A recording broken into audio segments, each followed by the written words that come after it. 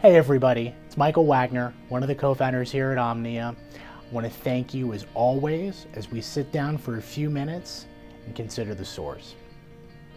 Now, if you've been watching the last couple of weeks, we had a great two-part series with Eran Sandhaus from the J Ventures Group.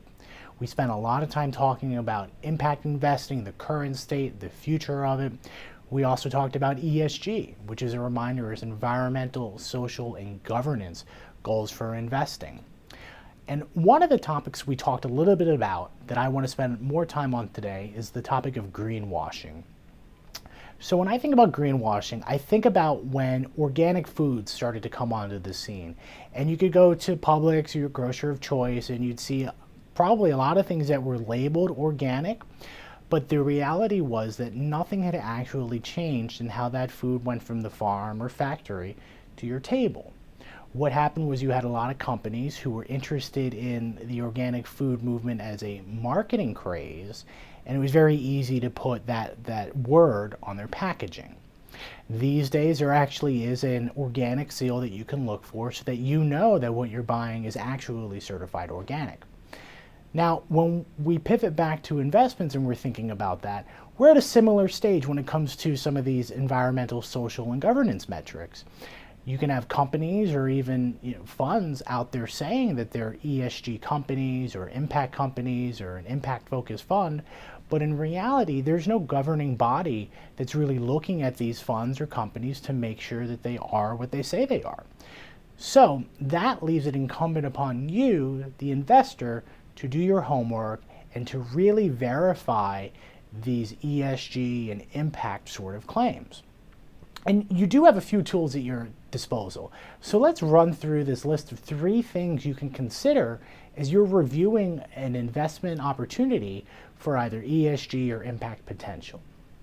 The first one I want to remind you of are the UN Sustainable Development Goals. These are publicly available and agreed upon goals that these companies that especially are putting themselves out there as impact focused should be working towards. So if you're reviewing a company and it doesn't seem to really jive with one of these sustainable development goals or SDGs, that's a good indication to you that it may not pass your impact or ESG sniff test. Now, I want to make you aware of another resource that's out there. There are some third-party vendors and researchers who will ascribe ESG metrics and will essentially test what companies are claiming that they do. One such third party is the World Benchmarking Alliance. They have an extensive database of various companies, generally publicly traded, that are out there that you can do your homework on to see are they actually measuring up against sustainable development goals. So we've got checking the SDGs, using third-party resources like the World Benchmarking Alliance. The third one I'll give you is talk to a qualified advisor.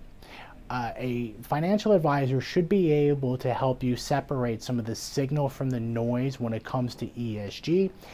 If you're thinking about any investment strategy, it's always a good idea to speak with an advisor. So I hope you found these 3 little tips really helpful as you go out there and you review investments for ESG criteria.